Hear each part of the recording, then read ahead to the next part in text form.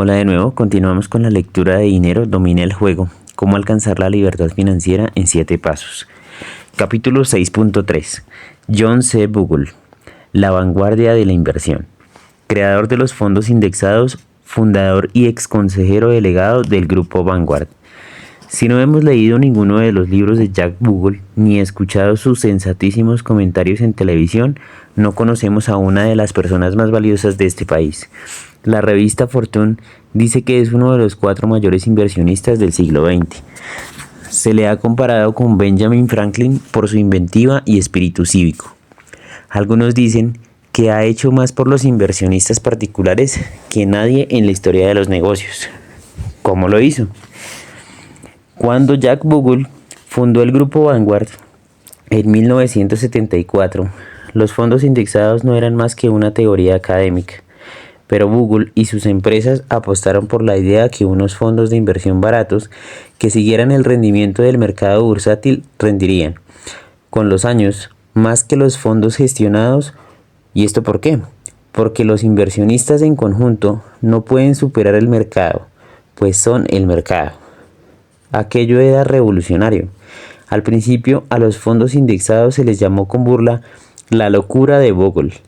Un rival hasta dijo que la idea era anti-norteamericana, pero Bogle no hizo caso de las críticas y perseveró hasta convertir a Vanguard en la mayor gestora de fondos de inversión del mundo, con 2.86 billones de dólares en activos gestionados. ¿Cuánto es eso? Si Vanguard fuera un país, su economía sería el mismo tamaño de la Gran Bretaña. Y actualmente, según Morningstar, los fondos indexados representan más de una tercera parte de todas las inversiones en fondos de acciones. Jack Bogle nació en Nueva Jersey en 1929, al principio de la Gran Depresión. Su familia no era rica, pero Bogle era listo y consiguió una beca para estudiar en la Universidad de Princeton, donde servía comidas a sus compañeros para ganarse un dinero. Dedicó su tesis a los fondos de inversión y en ella anticipaba ya el camino que luego seguiría en el sector. Nunca ha olvidado porque un amigo le dijo un verano que trabajó de corredor de bolsa: Bogle, voy a decirte lo único que tienes que saber sobre la bolsa. Nadie sabe nada. Después de graduarse con honores, en 1951 entró a trabajar en Wellington Management Company de Filadelfia y llegó a ser presidente. Pero durante los dinámicos años de mediados de los 60, Bogle se unió a un grupo de gestión que creyó que contribuiría a mejorar sus negocios. Fue el peor error de mi vida, me dijo.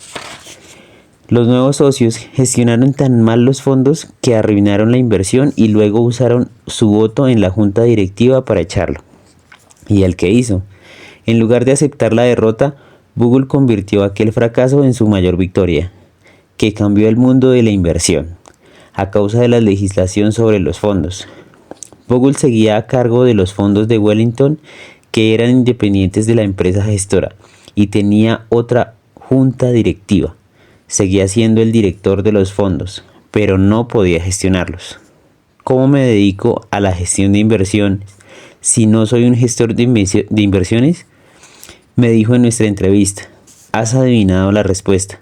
Creando un fondo que no necesite gestión. Lo llamamos fondo indexado. Lo bauticé Vanguard. Al principio todo el mundo pensó que era una broma. Increíble. Si Jack Bogle no hubiera cometido aquel error, no habría fundado Vanguard y millones de inversionistas particulares no habrían tenido la oportunidad de evitar comisiones excesivas y de sumar miles de millones de dólares a sus ganancias colectivas. Visité a esta leyenda, que vivía en su despacho en la sede de Vanguard en Malvern, Pensilvania, un día de invierno en el que una tormenta azotaba la costa este. Sigue yendo todos los días al centro de investigación Vanguard, que lleva dirigiendo desde que renunció a la presidencia en 2000. Jack me estrechó la mano con fuerza de un hombre de mediana edad. Quizá es que el trasplante de corazón que le hicieron en el 1996 le dio renovadas ganas de vivir para proseguir lo que él llama la cruzada a favor de los inversionistas. Lo que sigue es una versión editada y abreviada de nuestra conversación de 4 horas. Tony Robbins. Dime, Jack, ¿de dónde sacas la energía? Jack Bogle. Desde que tengo memoria he trabajado. Comenzaba a trabajar a las 9 de la mañana repartiendo periódicos en el barrio. Siempre me ha gustado. Soy bastante introvertido y después de trabajar todo el día, uno no está para charlar. Tengo un carácter competitivo. Estas ganas de lucha, incluso cuando no las necesitas, valen mucho. Tony, empezaste tu carrera en una gestora de fondos de inversión tradicional. Bogle, era joven, no era lo bastante sabio y no aprendí las lecciones de la historia que tendrían que haber sabido, ni obré en consecuencia. Pensaba que se podía ser un gestor bueno siempre, pero no es posible. Unas veces se acierta y otras veces se equivoca. Robbins, ¿por qué?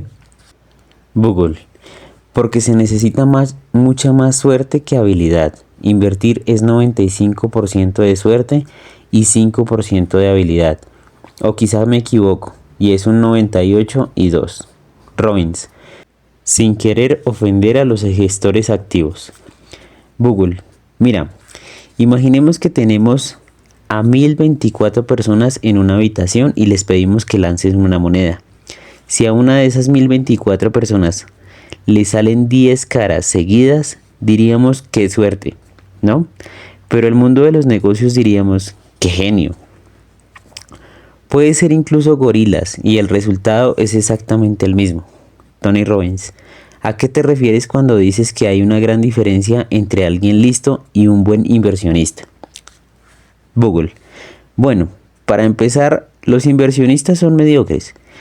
Eso es lo primero, así de simple. Y la mayoría de los inversionistas particulares pagan demasiado por el privilegio de ser mediocres. Robbins, explícate. Bogle, la gestión activa nos cuesta un 2% en total en caso de un fondo de inversión normal, incluido el 1.2% en razón de costos, costos transaccionales, comisiones de capital no invertido, de compraventa, etc. Eso significa que en un mercado que rinde el 7%, ganamos un 5%, con un fondo indexado que nos cuesta un 0,05%, ganamos un 6.95%. Con una rentabilidad del 6.95%, un dólar rinde 30 en 50 años. Pero con una rentabilidad de 5% obtenemos 10 en lugar de 30 dólares. ¿Y eso qué significa? Significa que ponemos el 100% del dinero, asumimos el 100% del riesgo y la recompensa es del 30%. Esto me recuerda, aquí hago un paréntesis, a las inversiones que hacen los fondos de pensiones aquí en Colombia. Cierro paréntesis. Eso es lo que pasa cuando nos fijamos en las ganancias a largo plazo. La gente no lo hace, pero tendrá que aprender a hacerlo. Robbins, no entienden el crecimiento compuesto de los costos y de las comisiones. Bogle, la gente debería saber bien por qué compra acciones. Lo hace por los dividendos y por las ganancias. El hecho es que, a largo plazo, la mitad de lo que rinde el mercado bursátil consiste en dividendos.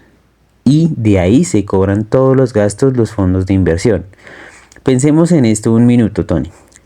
Los dividendos brutos medios de un fondo de acciones normal son de 2%. La razón de costos de ese fondo es del 1.2%. ¿Qué sacan de esos dividendos? O sea, ¿qué ganamos? Un 0,8%. El gestor se queda con la mitad de nuestros dividendos.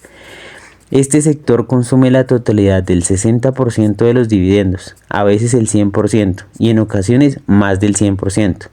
Por eso esta gente no puede verme. Robbins, pero hay 100 millones de personas que siguen invirtiendo en fondos de inversión de gestión activa. ¿Cómo es posible? Bogle, bueno, nunca subestimes el poder del marketing. En 2000 comprobamos que los fondos que se anunciaban en la revista Money ofrecían una rentabilidad anual del 41%. Muchos de estos fondos, seguramente la mayoría, ya no existen. Los inversionistas esperan que sus listos gestores sean listos, siempre, pero eso no ocurre. Esperan que, Si han producido un rendimiento del 20%, sigan haciéndolo. Pero eso es absurdo. No ocurre, no puede ocurrir. Robbins. Vanguard solo se gestiona para beneficiar a los accionistas del fondo, que de hecho poseen la empresa. ¿Eres partidario del patrón fiduciario universal? Google. Lo exijo y seguramente soy de los primeros. El Invest Company Institute, el grupo de presión del sector de los fondos de inversión, dice: no necesitamos un patrón federal de deberes fiduciarios. Nosotros somos fiduciarios. Bueno, pues primero, ¿por qué se oponen? Pregunta interesante. Pero segundo, no entienden que hay un conflicto de deberes fiduciarios. El gestor de una sociedad que cotiza, como por ejemplo BlackRock, tiene dos tipos de deberes fiduciarios. Uno es el deber fiduciario que tiene con los accionistas de los fondos de inversión de la empresa, que consiste en maximizar las ganancias de esos accionistas. Y el otro es el deber fiduciario de ganar todo el dinero que pueda para los propietarios de BlackRock. Así, el consejero legado de BlackRock, Laurence de Fink, tiene un buen dilema. Para maximizar las ganancias de los accionistas de los fondos de inversión, debe rebajar las comisiones. Pero para maximizar las de los propietarios de la empresa, tiene que subir las comisiones. Así que trata de hacer las dos cosas. Y la empresa está ganando más dinero que nunca. Robbins. ¡Qué absurdo! Google. ¿No somos un gran país? Robbins. ¿Cuáles son, según tú, las dificultades a las que nos enfrentaremos en los próximos 10 años? Google.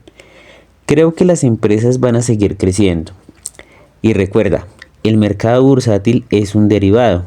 Es un derivado del valor que crean nuestras empresas. Ganan dinero y van a seguir ganando dinero. Puede que ganen más o menos, pero seguirán creciendo más y serán más y más eficientes. Así que continuarán creciendo, seguramente a un ritmo más lento del habitual, pero a buen ritmo también. Robbins. ¿Por qué el gasto va a disminuir según los datos demográficos o por qué nos hemos endeudado tanto que tenemos que poner en orden en nuestra casa? Google. Tenemos que reducir la deuda. Hemos pedido demasiado dinero prestado. La deuda de las empresas no es tan grande. Los balances están bastante saneados, pero la deuda pública, incluyendo la federal, estatal y municipal, es enorme y tenemos que solucionar eso. Uno de los grandes riesgos, una de las grandes cuestiones, mejor dicho, es la de la Reserva Federal. Tiene ahora unos 4 billones de dólares en reservas, es decir, 3 billones más de lo normal, adquiridos en los últimos 5 o 6 años. Y eso hay que corregirlo. Y nadie sabe exactamente cómo, pero todo el mundo sabe que tiene que hacerse, tarde o temprano. Robbins. ¿Hasta qué punto deberíamos preocuparnos por otra crisis financiera? Google. Si pensamos no como inversionistas, sino en general, no perdamos nunca la visión histórica. No creamos que no va a repetirse. Como decía Mark Twain, la historia puede que no repetirse, pero se parece. Es decir, existe la posibilidad de que se produzca otra grave crisis financiera mundial, incluso una depresión mundial. ¿Cuáles son las probabilidades de que se produzca una depresión mundial? Yo diría que de 1 entre 10, pero no es de 1 entre 1000. No lo veo probable, pero quien diga que no puede ocurrir se equivoca. Robbins. No aprende de la historia. Google. Eso. Básicamente, con que usemos el sentido común que Dios nos ha dado, no nos dejemos llevar por las modas del momento, ni por los vuelcos de los mercados, acciones o bonos. Robbins. En tus 64 años dedicados a los negocios, has visto toda clase de mercados. ¿Cómo prescindes del elemento emocional a la hora de invertir? Google. Nadie puede, y yo tampoco. Lo intento. La gente dice, ¿cómo te sientes cuando el mercado cae el 50%? Y yo contesto, sinceramente, fatal. Se me hace un nudo en el estómago y ¿qué hago? Pues saco un par de mis libros sobre seguir el rumbo y los releo. Robbins, si no pudieras dejarle a tus hijos y nietos ningún dinero y solo pudieras transmitirle una serie de principios, ¿cuáles serían? Google. Para empezar, hay que tener mucho cuidado con dónde colocamos nuestros activos. Tenemos que invertirlos según nuestro grado de tolerancia al riesgo y nuestros objetivos. Segundo, diversifiquemos. Invirtamos sobre seguro y diversifiquemos en fondos indexados baratos. Hay un montón carísimos. No lo olvidemos. Y no pongamos a comprar y vender. No hagamos nada. Quedémonos como estamos. Pase lo que pase. Y seremos más capaces de resistir esa tentación si invertimos en unos bonos más activos que los que pensamos que deberíamos. Robbins, ¿qué otros consejos le darías a los inversionistas? Google, que no lean el Wall Street Journal, que no vean CNBC. Nosotros bromeamos sobre el tema. A mí me hacen reír un montón de entrevistas en CNBC y no dejo de preguntarme ¿por qué siguen llamándome? A Jim Cramer lo aguanto entre 40 y 50 segundos. Tanto vocear y gritar que si compra esto y vende lo otro. Eso no hace más que distraer al que tiene que invertir. Perdemos demasiado tiempo. Dedicamos demasiadas energías a todo lo que tiene que ver con la inversión. Cuando sabemos cuál va a ser el resultado, vamos a ganar lo que rinde el mercado. Más o menos un poco. Casi siempre menos. ¿Por qué? Pues perder tanto tiempo comprando y vendiendo el Standard & Poor's 500 como nos decían que hiciéramos las campañas publicitarias de los primeros fondos de inversión cotizados. Todos los que hacen esto deberían vivir la vida. Llévate a los hijos al parque, vete a cenar por ahí con tu mujer y a falta de algo mejor, lee un buen libro. Robbins, ¿qué significa el dinero para ti? Google, para mí el dinero no es un fin, sino un medio para llegar a un fin. Hay una anécdota buenísima sobre los escritores Kurt Vonnegut y Joe Heller. Se ven en una fiesta de Shelter Island. Kurt se queda mirando a Joe y le dice: ¿ves allí a nuestro anfitrión? Hoy ha ganado $1.000.000. Ha hecho más dinero en un día del que tú harás nunca con tu novela Trampa 22.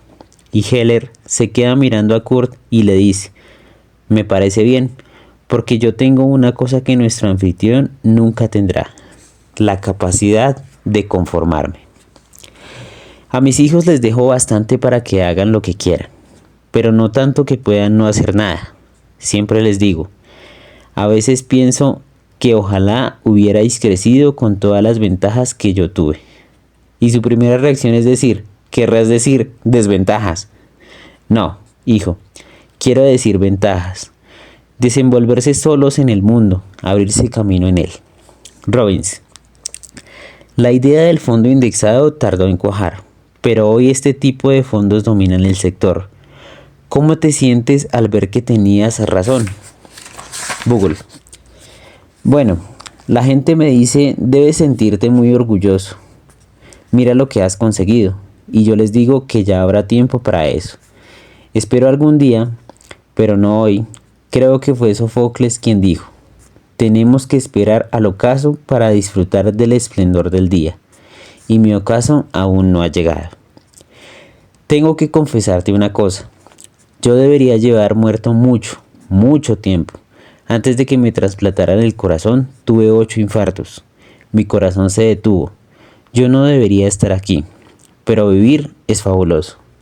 No me detengo a pensarlo mucho, pero me doy cuenta de que estoy asistiendo al triunfo del fondo indexado, y es una verdadera revolución en las preferencias del inversionista. De eso no hay duda. Va a cambiar Wall Street. Wall Street va a empequeñecer un poco. No sé si significa algo, pero supongo que me hubiera muerto no estaría viéndolo. Robbins, ¿vas a jubilarte algún día, por cierto? Bogle, seguramente eso está más en las manos de Dios que en las manos mías. Disfruto de lo que hago y me encanta ayudar a los inversionistas. Principios de inversión básicos de Jack Bogle. Primero, coloquemos nuestros activos según nuestro grado de tolerancia al riesgo y nuestros objetivos. Segundo, diversifiquemos invirtiendo en fondos indexados baratos. Tercero, invirtamos en bonos según la edad que tengamos. Un criterio un poco brutal, como él dice. Jack es octogenario y tiene un 40% de su cartera invertido en bonos, pero un joven podría tener el 100% en acciones. En mi cartera, que incluye mi cuenta personal y mi plan de pensiones, un 60% de mis activos lo tengo invertido en acciones, la mayoría fondos indexados de Vanguard. El resto está repartido entre el Total Bond Market Index Fund y fondos de bonos municipales exentos de impuestos. Unos 2/3 de esos bonos municipales están invertidos en un Intermediate Term Tax Exempt Fund de Vanguard y 1/3 en el Limited Term Tax Exempt Fund también de Vanguard. Limited Term viene a ser un plazo entre corto y mediano, poco más largo para que rinda algo más. No necesitaré sacar dinero, espero, de la parte gravable de mi cartera. Sigue rindiéndome un buen porcentaje exento de impuestos, un 3%, que equivale a un 5% para alguien que esté en mi mismo tramo fiscal. No necesito más y me contento con eso. Me preocupa un poco, claro, la solidez del mercado de bonos municipales, pero he decidido que, con nuestros excelentes analistas de Vanguard, puedo estar tranquilo. En la parte de mi cartera, con impuestos diferidos, que es la más grande, la mayoría de los bonos son el Total Bond Market Index Fund de Vanguard. A lo largo, mediano y corto plazo, bonos del tesoro hipotecarios y empresariales. Estoy muy satisfecho con el rendimiento de mi cartera. Después de una horrible caída del 17% en el 2008, el S&P 500 cayó un 37% ese año, más del doble. Mi rendimiento se ha mantenido positivo con un 10% de media anual. Me conformo con seguir el rumbo y tirar para adelante. Bueno amigos, hemos llegado al final de este capítulo. Les agradezco por estar aquí. Nos vemos mañana con el siguiente capítulo. Muchas gracias.